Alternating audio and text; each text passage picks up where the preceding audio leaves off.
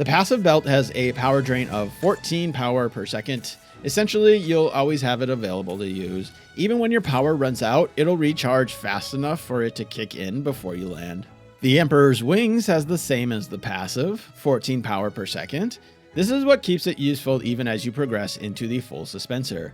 With the Mark IV power pack and no buffs, you can stay in the air for extremely long times because of the fast regen on this power pack. With lesser power packs like the Mark II, it becomes even more valuable because that power pool is so much more limited.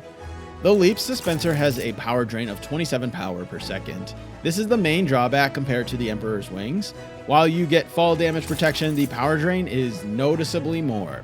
It makes it a lot more challenging to stay in the air for extended periods of time, specifically with the Mark II power pack, which is the power pack that you'll likely be using when you first get this.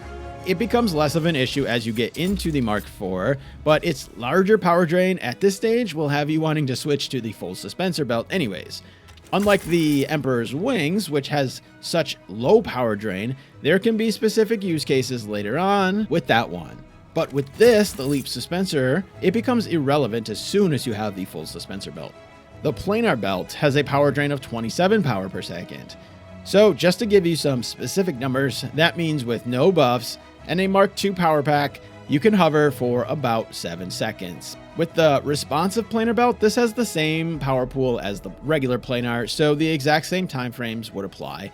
But to add to it a little more, let's say you are using those buffs, you can hover for a solid 20 seconds and beyond if you reach those level 3 skills. That's pretty significant and can be useful in the combat situations that this belt is supposed to be used in. The full Suspenser's belt's only downside is its massive power drain. It has the largest of any of the belts at 57 power per second. This is a lot, but when you advance to the Mark IV power pack, which is when you would probably be using this, it holds up pretty well. The large pool of 400 power makes it so that you can continuously move in any direction for 7 seconds. That's a good bit of time. That can obviously be improved through your skills and buffs, so the larger power drain does not deter you from immediately switching to this, unless you are still rocking that Mark II power pack.